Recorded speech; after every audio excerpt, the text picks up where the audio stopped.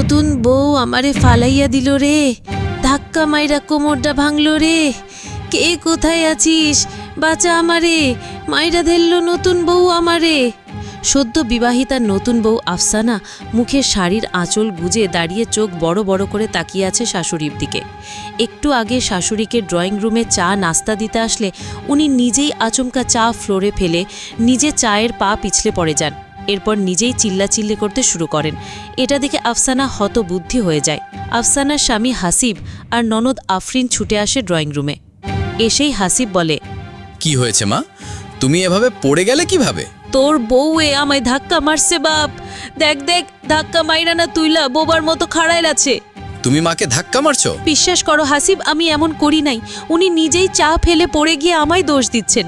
কেন এমন করলেন আমি বুঝতে পারছি না। তাহলে কি আমার মা মিথ্যা বলছে? বাহ ভাবি, আসতে না আসতেই ভাইয়ার চোখে মাকে মিথ্যাবাদী প্রমাণ করতে চাইছো। বিশ্বাস করো আফরিন, আমি এমন করি নাই। দেখছস বাপ, আইতে না আইতেই তোর সামনে আমারে খারাপ বানাবার চাইতেছে। এমন বউ পছন্দ কইরা আনলি তুই? মা, আপনি আমার সাথে এমন করতেছেন কেন? একদম আমার কাছে আসবার চেষ্টা করবে না। হয়েছে মা, এসব নিয়ে পরে কথা বলা যাবে। আপাতত চলো, তোমায় ঘরে নিয়ে যাই। হ্যাঁ চল বাবা। আফরিন আর হাসিব মিলে তাদের মাকে রুমে নিয়ে যায়। আফসানা ওখানে বসেই মুখে আঁচল গুজে কাঁদতে শুরু করে। গরিব পরিবারের সন্তান আফসানা, বিয়ে হয়েছে 7 দিনও হয়নি, এখনই শাশুড়িমা এমন করা শুরু করেছেন। বাকি জীবন কিভাবে সংসার করবে আফসানা, চিন্তায় তার মাথা ঘুরে উঠছে। হাসিব আর আফরিন মায়ের ঘর থেকে বের হয়। আফসানার কান্না করা দেখে আফরিন মুখ ভেঙচিয়ে বলে, অন্যায় করে আবার ন্যাকা কান্না জুড়ে দিয়েছ। মুখ সামলে কথা বলো আফরিন, ও তোর ভাবি, এবাড়ির বউ। তোর বউরে সাবধান করতে পারিস না? আমারে ধমকাস কেন? মায়ের লোকে অন্যায় করলো, সেটা কিনা আমারে ধমকাস? যা রুমে যা। আফরিন রুমে চলে যায়। হাসিব ধীর পায়ে হেঁটে আফসানার পাশে গিয়ে বসে।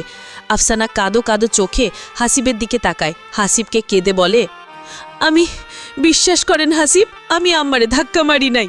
আমি জানি আমার মা কেমন, আর এটাও জানি তুমি কেমন। আমার কাছে কৈফিয়ত দিতে হবে না। নাস্তা দাও টেবিলে, অফিসে যাব। আপনি রেডি হয়ে আসে, আমি নাস্তা সাজিয়ে দিচ্ছি। আফসানা ছুট লাগায় নাস্তার টেবিলে। হাসিব উঠে রুমে যায়। অফিসের জন্য রেডি হয়ে আসে ডাইনিং টেবিলে। এসে দেখে আফসানা টেবিলে পরোটা, ডিম ভাজি, সবজি সাজিয়ে ফেলেছে। হাসিবকে দেখে আফসানা বলে, খেতে বসেন। হ্যাঁ বসছি। হাসিব খেতে বসে। আফসানা পাশে দাঁড়িয়ে থাকে। হাসিব তা দেখে বলে, তুমিও খেতে বসো। না, আপনি খেয়ে ওঠেন, আমি আফরিন আর মাকে নিয়ে খেতে বসবো। হাসিব উত্তরে কিছু বলে না, খেয়ে ওঠে। টুকটাক যা লাগে আফসানা এগিয়ে দেয়। হাসিব খাওয়া শেষ করে বেসিনে হাত ধুয়ে আসে। আফসানা হাসিবের অফিসের ব্যাগ হাসিবের দিকে এগিয়ে দেয়। সাবধানে থেকো, আমার মা একটু রকচটা স্বভাবের। যাই করুক, তুমি সামলে থেকো। আফসানা মুচকি হাসে। হাসিব বেরিয়ে যায়। ওদের এই ভালোবাসার মিষ্টি মুহূর্তগুলো দরজায় দাঁড়িয়ে দেখলেন হামিদা বেগম। ছেলে চলে যাওয়ার পর আফসানা যখন দরজা লাগিয়ে দিয়ে ড্রয়িং রুমে এলো, তিনি রুম থেকে বের হয়ে আসলেন। বললেন, বাহ, বিয়ে হতে না হতেই আমার ছেলেরে বশ করে নিছোস। তা ফকিন্নি বেটি, কি দিয়া আমার পোলারে পাগল করলি? সামান্য দারোয়ানের মাইয়া হয়ে আমার পোলার মতো ভালো চাকরির পাত্রর গলায় ঝুইলা যে পড়ছস, তোর বাপে জানে না এমন পাত্রর লোকে বিয়া দিতে হইলে কত কিছুই তো দোয়ান লাগে? কিছুই তো আনস নাই। মা, আমায় যা বলার বলুন, আমার বাবাকে নিয়ে কিছু বলবেন না। হামিদা বেগম রেগে গিয়ে আফসানার চুলের মুঠি ধরেন। ওরে আমার নবাবের বেটি, তার থেকে আমার শেখন লাগবো আমি কেমনে কথা কমু? আমার পোলার মাথাটা তো রূপ দিয়া ঘোরাইসা বিয়া কইরা আইসোস। এখন হয় তোর বাপরে আমার পোলার ঘর সাজায় দিতে বলবি। মা, চারণ লাগছে আমার। লাগলেই তো ধরেছি। আফরিন ছুটে এসে তার মাকে থামায়। মা, কি করছো তুমি? ভাবি লাগছে তো, ছাড়ো। লাগলে লাগুক, তোর সমস্যা কি? তুই আমার মাইয়া, আমার পাশে থাকবি। তুই অন্যের মাইয়ার উপর দরদ দেখাস কারে? আমিও একটা মেয়ে আর সেও একটা মেয়ে মা, আর তুমিও একজন নারী। সব থেকে বড় কথা, তুমি একজন মা। তুমি পারতা আমার সাথে আমার শাশুড়ি এমন করলে মানতে? কেমনে এমন অত্যাচার করো নতুন বউয়ের সাথে? আমার মাইয়া, তুই আমার এই কথা হুনাস? আজ তোর ভাই আসুক, বিয়া দিতে কমুতরে। তোমার মতো মায়ের সংসারে থাকার থেকে বিয়ে করে চলে যাওয়া ভালো। চলো ভাবি, ঘরে চলো। আফরিন আফসানাকে নিয়ে ঘরে চলে যায়। হামিদা বেগম রাগে ফুঁসতে থাকেন।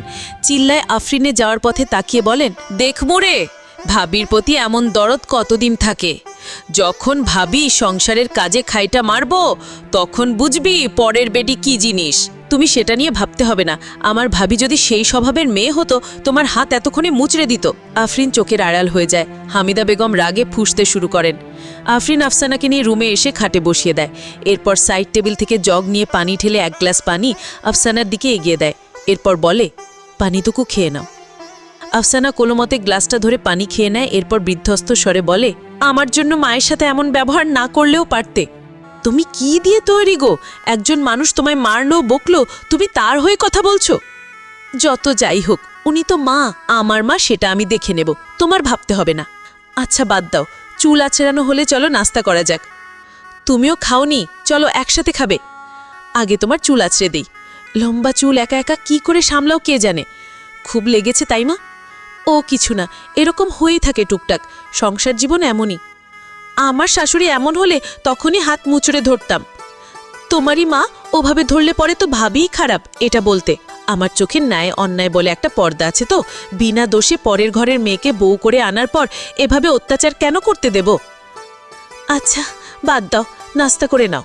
সকালেও কিছুই খাওনি, তুমিও খাওনি। আফরিন আফসানা চুল আঁচড়ানো শেষ করে হাত ধরে ডাইনিং টেবিলে নিয়ে নাস্তা খাওয়াতে বসে। আফরিন খাওয়া শুরু করে। আফসানা নাস্তা সামনে নিয়ে বসে আছে। আফরিন খেতে খেতে বিষয়টা খেয়াল করে, বলে, খাচ্ছ না কেন? কই, খাচ্ছি তো। তখন খাচ্ছিলে না? মা তো খায়নি, খেয়ে নাও, আমি দেখছি বিষয়টা। আচ্ছা। ওরা খেয়ে নেয়। সারা দিন কেটে যায়। আফরিন ওর মাকে কিছু খাওয়াতে পারে না। রাতে যখন হাসিব বাসার আসে, তবি গলা থেকে অফিসের ব্যাগটা রেখেছে, তখনই হামিদা বেগম ছেলের সামনে মরা কান্না জুড়ে দিয়ে নিজের বুকে নিজে হাত দিয়ে চাপড়াতে শুরু করেন। হাসিব মায়ের এই অবস্থা দেখে মায়ের সামনে বসে বলে, কি হলো মা, এমন করছো কেন? তোর বউরে জিজ্ঞাসা কর গিয়া, আজ আমারে সারাদিন খাইতে দিছে কিনা। এখনই এমন করে, সংসার তোর বউয়ের হাতে গেলে কি করব আমার বোঝা শেষ বাপ। মানে কি সব বলছো? মাথা ঠিক আছে তোমার? আফসানা তোমায় খেতে দেবে না কেন? আফরিন নিজে ইচ্ছে করে খাইনি ভাইয়া, ভাবির দোষ নাই। আর মা সকালে ভাবির চুলের মুঠি ধরে মারতে গেছিল, এখন দোষ সব ভাবির দিতেছে মা। ছি মা, আমি জানতাম তুমি একটা বদমেজাজি, কিন্তু ঘরের বউয়ের সাথে এমন আচরণ করবা বুঝতে পারিনি। আমি কিচ্ছু জানি না বাপ, তুই এই বউরে বাড়ির থেকে তাড়া, নয়তো আমি বাড়ি ছেড়ে চলে যাব। তোমাদের কাউকে যেতে হবে না, আমি বাসা ছেড়ে চলে যাব আমার বউকে নিয়ে। কি বলছেন? আপনার মাথা ঠিক আছে? আফরিনার মাকে ছেড়ে আমরা কোথায় যাব? চুপ করো, এত ভালো মানুষ হইতে কে বলেছে তোমায়?